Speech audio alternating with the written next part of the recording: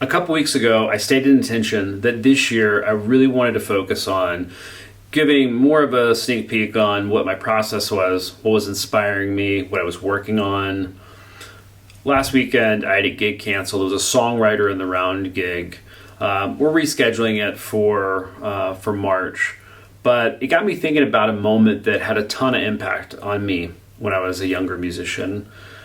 There used to be a Turner cable offshoot, I think Turner Classics, that would play songs from the Bluebird Cafe. It was a TV show with songwriters that would play their songs in this famous place in Nashville.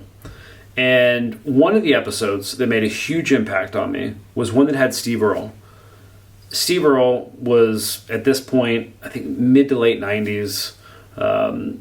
This is not the 80s Copperhead Road Steve Earle. This is like post-prison. He'd put on weight, had a big burly beard. He was with some other songwriters of his age group.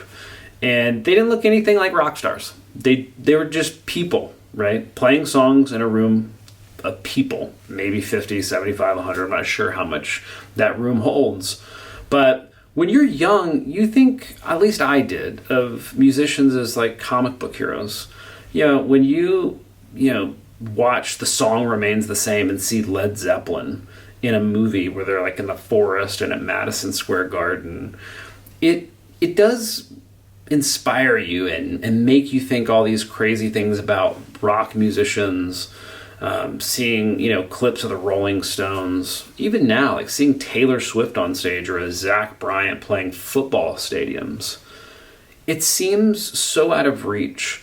And you have to remind yourself, it's the 0.00001% of performers, entertainers, musicians in that field.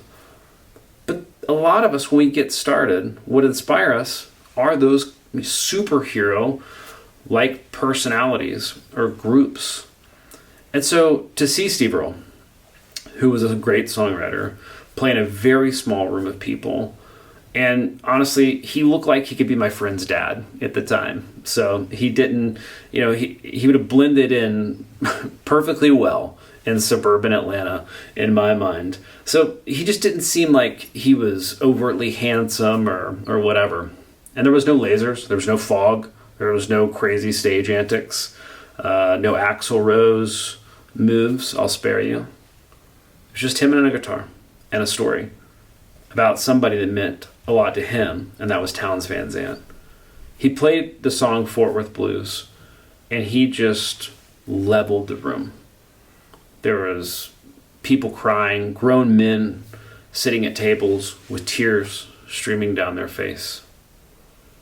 And it was at that moment I realized that there was different levels to what it means to be a musician. It wasn't just, hey, I've got to wear wizard pants and have six-pack abs and have a crazy octave range and, be a movie star worthy level of handsome.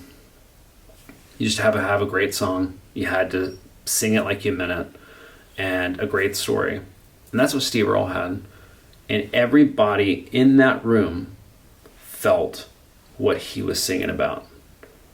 And that meant a lot to me. And that set forward a whole, for me at least, songwriters in a journey that would be very informative. Guy Clark, Townes Van Zandt, Rodney Crowell. I was already raised in a house with parents that loved, Bob Dylan and Tom Petty and, the Rolling Stones.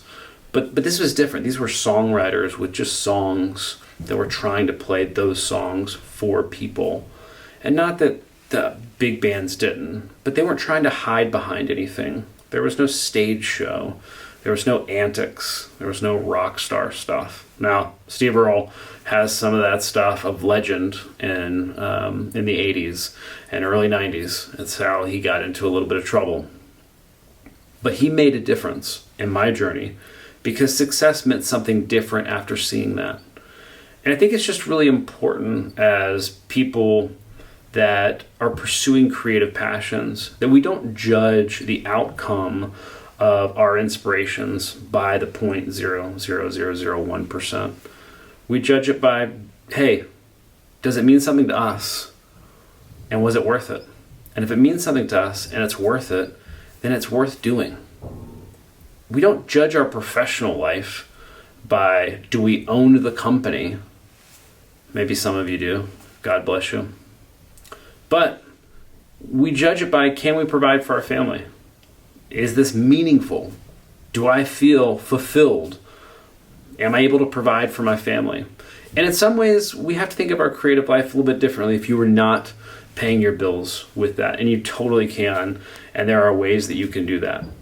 But a creative pursuit, a creative life, in my opinion, is one, am I fulfilled? Am I inspired? Am I chasing that inspiration? Does that fulfill me? Does it empower me to share that with other people? Or does it empower other people when I share it with them? And it doesn't have to be just music. It could be, making movies or, painting pictures or planting a garden. It doesn't have to mean any of those things. And I tie that back into what I started a couple weeks ago. I'm not here to be a content creator. That's, trust me, there wouldn't be many videos if that was the case, all right? That's not what I'm after. But I'm after having a conversation and connecting with people. That's it. I just want to be able to tell stories that inspire me, that I think are worth sharing, that mean something to me, and I hope they find people where it means something to you. Until next time, fucking hell. See, I don't have an outro. I don't know what to say. This is why I'm not. I just play. I play songs. Have a good one.